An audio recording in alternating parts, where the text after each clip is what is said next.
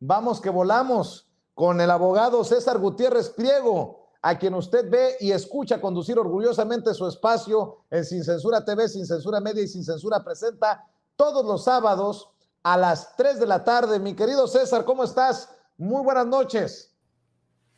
Vicente, como siempre, un placer saludarte a ti y a todas las personas que nos dan el honor y el orgullo de vernos desde su teléfono celular o desde su casa. Un placer saludarlos. También saludo al maestro, el pequeño Chairo. El pequeño Chairo ya llegó. El buen Ramiro Padilla Atondo, listo también para entrarle y dejar la víbora chillando. Usted lo puede sintonizar todos los domingos a las 4, 5, a las 4, ¿no, Ramiro? ¿Cómo te gusta hacerme encabronar, pinche Vicente? ¿Cómo te gusta, cabrón? Pero sí, a las 4 de la tarde. Ahí está, para que se alivianen. No es muy difícil, creo que naciste enojado, cabrón. Ya quisieras, pinche María Félix, ya quisieras, cabrón. María Félix Fifi. Oigan, hablando de fifís, oigan, vamos a analizar esto para la gente porque no es poca cosa. En América Latina, México tiene más riqueza, pero en menos manos. Qué cabrón está este reporte. Estaba leyendo precisamente en Regeneración MX los detalles de esto que se publica y que pues a muchos debería de encabronarnos. Los multimillonarios en México son 14 y acumulan 150,000 millones de dólares. Fíjense nada más. Los multimillonarios han acrecentado en un 40% su riqueza durante la pandemia del COVID-19, según el más reciente informe de la TINDAD, la Red Latinoamericana por Justicia Económica y Social. Dicho informe se ha elaborado en el marco de la campaña Impuestos a la Riqueza Ya. El documento titulado Situación y avances recientes, impuestos a la riqueza y grandes fortunas en América Latina, analiza la relación entre riqueza e impuestos en América Latina. Y estaba viendo el caso de México. ¿Qué pedo? Son 14 y acumulan 150,000 millones de dólares. Ayudemos a la gente a entender la magnitud de esto, mi querido César Gutiérrez Priego, desde tu trinchera, Ramiro Padilla Tondo, y lo menciono en momentos en que, por ejemplo, en Estados Unidos, Joe Biden le apuesta a que los ricos más ricos paguen más impuestos. Si eso lo propusiera Andrés Manuel López Obrador, con estos 14 que acumulan 150,000 millones de dólares, se viene la hecatombe, mi querido César Gutiérrez Priego. Pero fíjate, Vicente, lo más curioso de todo esto es que los verdaderos ricos, que es a lo que el presidente hace referencia cuando habla de fifís, ¿no? Todos aquellos que se creen fifís y que por eso se les dice que son clase medieros, ¿no? Y que son clase medieros aspiracionistas. ¿Por qué? Porque la realidad es que en este país hay 14 familias, como bien lo dices tú, que acumulan la mayoría de la riqueza, y habrá cuando mucho 2,000 familias muy prominentes y muy ricas en este país, que a lo mejor los miembros de su familia, gran parte de ellos pudieran considerarse fifís. Entonces, nada más para que entendamos cómo el negocio se hacía nada más entre ellos. Y lo pudimos ver, ¿no? Con todas estas concesiones que se hicieron, tanto para las empresas farmacéuticas, donde ellos mismos jurídicamente creaban toda una red de apoyos y de ayudas entre ellos mismos, donde nada más sus empresas eran las que podían vender esos medicamentos. Lo mismo lo vimos con los centros federales de readaptación social. Ok, sí vamos a tener prisiones federales en este país, pero ¿qué crees? Se les van a dar en concesión a ciertos grupos nada más, y así lo podemos ver con la mayoría de los negocios que existen en este país. Y gran parte de esos negocios, pues como lo pudimos ver, está el caso de Inés Gómez Montt, o sea, cómo su marido y ella se prestan para esta triangulación de dinero que se daba desde la Secretaría de Gobernación, y que lo pudimos ver como solamente hacían negocio entre ellos, son migajas lo que le llega a tocar a la gente. Y parte de la molestia que tienen es que ahora llegaron y les dijeron, a ver, señores, se acaba el negocio, Ya no es un negocio donde nada más es yo gano, yo gano, yo gano. Aquí vamos a ver por la gente que está abajo y que está más necesitada. Y lo peor de todo es que tratan de confundir con toda esta bola de mentiras, ¿no? Con lo que decían de que es que se gastaron el dinero del Fonden. Señores, es la primera vez hablando en términos realistas. Fíjate, estamos hablando de que es la peor pandemia mundial de los últimos 100 años. Estamos hablando de que existe recesión económica a nivel mundial. No se veía algo así desde la crisis de los años 20 del siglo pasado. Y aún así en México las finanzas están sanas, hay dinero, se puede apoyar a la gente y eso es donde todos tienen que entender y es de ser muy claros la molestia que existe para todos esos demás, porque aparte esas 14 familias yo te aseguro que si el presidente dijera van a pagar más impuestos, los pagarían porque jamás se van a pelear con el gobierno. El problema será que utilizarán a terceros como Claudio X González, que él asusará a los medios de comunicación que son los que quieren, porque esto era un negocio de unos cuantos y a los demás les daban migajas y no les interesaba a la gente. Entonces, imagínate cuando todos esos aspiracionistas que se creen ricos, que es lo que me da risa, digo, a ver, yo soy un chairo fifí, de acuerdo a lo que me dice la gente, por mi forma de hablar, de vestir, de ser y de todo lo demás.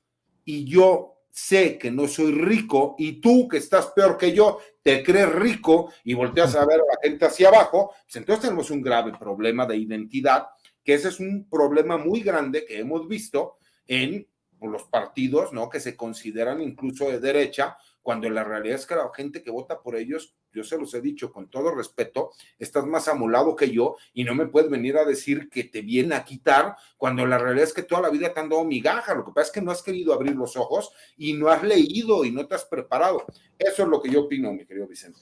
Y fíjate, ya estás mencionando los medios de comunicación, qué interesante, porque muchos medios de comunicación, cuando Carlos Slim era el hombre más rico del mundo, le hicieron creer al mexicano que debíamos de sentirnos orgullosos, que era para celebrar tal acontecimiento, no me la chiflen, que es cantada.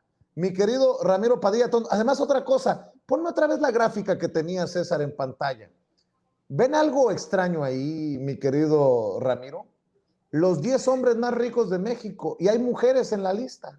Explícame la pendejada que escribió, que publicó Forbes, porque la fuente es la revista Forbes, que sigan con ese lenguaje también machista, porque no asimilan que también hay mujeres muy ricas, ¿no? Digo, nada más quería hacerlo notar esto. Estaba viendo en esta lista en América Latina y el Caribe que hay un patrimonio concentrado de 480,000 millones de dólares en poder de tan solo 107 multimillonarios. Explíquenme, en el América Latina de las favelas, en Brasil, de los cinturones de pobreza en América Central, en Centroamérica, en nuestro país con tantos millones de pobres y de pobres en situación extrema, ¿cómo entender 14 súper ricos con más de 150,000 millones de dólares en nuestro México lindo y querido, Ramiro?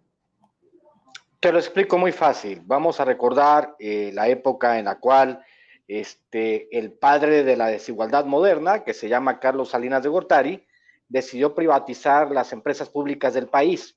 Al privatizarlas, lógicamente le regaló, por ejemplo, en el caso de Carlos Slim, si tú tienes de clientes cautivos a 130 millones de mexicanos que no pueden acceder a una línea de teléfono, si no es porque Carlos Slim te la provee, por Telmex, y en el caso mío, que soy del norte, por Telnor, y el cuate te pone el precio que le pegue la gana, pues obviamente pues te vas a hacer millonario. Hay un libro muy bueno que coordinó Jorge Cepeda Patterson que se llama Los Amos de México, que tiene una correlación bien importante con esto que estás narrando, con esta gráfica que tenemos de las 10 personas más ricas. A María Concepción Aramburuzabala no la puedo criticar, yo con esta señora, de hecho le tengo cariño, porque hay que recordar que esta señora María Concepción Aramburuzabala le pegó una buena calambrada a este cabrón de López Dóriga. No sé si se acuerdan que López Dóriga y su esposa quisieron chantajear a María Concepción Aramburuzabala, y esta señora le dijo, hay categorías, paps. O sea, tú puedes ser todo lo corrupto que quieras, pero yo soy tu padre o yo soy tu madre, ¿no? Y le pegó una chinga que López Dóriga y la mujer tuvieron que salir corriendo diciendo, perdón, o sea, quisieron chantajear a una de las mujeres más ricas de México y se les apareció el diablo y en calzones, ¿no? Entonces, la idea de la desigualdad moderna, que tiene que ver precisamente con la concesión, es que todo está correlacionado, mi querido Vicente, mi querido César, está correlacionado con el asunto de la entrega de la planta productiva mexicana a empresas privadas. El remate que querían hacer estos cabrones era básicamente la riqueza mexicana, que la única ficha en México que podríamos decir que jugaba el Estado para beneficio, entre comillas, de los mexicanos, era la industria petrolera. Lo dijo López Obrador en el debate del 2012. Si le dejan a Peña Nieto la presidencia, Peña Nieto va a privatizar hasta la risa. El asunto es que con Carlos Salinas de Gortari, estos 14 millonarios, porque antes de Carlos Salinas de Gortari sí había millonarios, pero no había millonarios en la lista de Forbes, no existían. O sea, existían millonarios en Estados Unidos, en Europa, en Sudamérica, en algunos grupos. Se habla mucho de Argentina, en el caso, por ejemplo, de los argentinos, que también hay una concentración. Es una cosa muy parecida a lo que sucede en México, en Argentina, de la concentración de la riqueza, de los dueños de los medios de comunicación. Pero en México en general, digamos, el Germán Larrea, es más, les recuerdo, creo que fue Roberto Hernández o Eugenio Hernández, uno de ellos es un cuate que no tenía, Roberto Hernández, que no tenía para pagar la tarjeta de crédito de los 80, ¿sí? Y sucede que Carlos Salinas de Gortari le da Banamex, y el señor vende Banamex a banqueros extranjeros en una operación bursátil por más de $2,000 millones sin pagar un solo 5 de impuestos. Y este cuate se compra un crucero de $100 millones y se va a viajar por el Mediterráneo 2 años porque el señor vendió Banamex, o sea, un banco que ni siquiera le pertenecía, porque graciosamente Carlos Salinas de Gortari se lo entrega, y ahora sucede que es uno de los tipos más ricos de México, ¿no? O sea, ese tipo de cosas de concentración de riqueza, lo que hicieron en el periodo neoliberal de regalar el patrimonio productivo del Estado en pocas manos, lo que hizo que se convirtiera en una concentración abusiva de riqueza, porque en general no solamente en México, Vicente, también en Estados Unidos durante los últimos 40 años los salarios no han tenido un incremento real. O sea, en el mundo en general, lo que hizo el neoliberalismo fue concentrar la riqueza en muy pocas manos y aumentar la desigualdad. Como lo decía mi compañero el copetón César, hay gente que se cree de clase media porque debe el carro, debe el departamento, debe las tarjetas de crédito. Señores, no sean pendejos. Ustedes no son de clase media. Están siendo explotados por los mismos bancos que les entregó Salinas a los extranjeros. No sé cuál sea el chiste de esto. Esa parte que uno trata de entender, que ahora sí, y esta es una parte que he dicho yo mucho, Vicente, que es bien importante. Los empresarios que se ajusten a las nuevas condiciones y paguen sus impuestos van a sobrevivir, porque ningún empresario es enemigo de su dinero. Aquellos empresarios como el imbécil de Claudio X González y todos ellos, que le podríamos fincar causas penales, digamos, al final del sexenio, para que no se vea tan ojete mi presidente López Obrador y no digan que es persecución política. Esos ojetes, que son empresarios que han usufructuado el presupuesto durante toda la vida, esos cabrones tienen que entender que hay nuevas condiciones, que tienen que pagar salarios competitivos y tienen que pagar impuestos. Ya tienen riqueza para 10 generaciones que no se van a acabar. ¿Qué están haciendo? Chingando a su madre al gobierno, mi querido Vicente.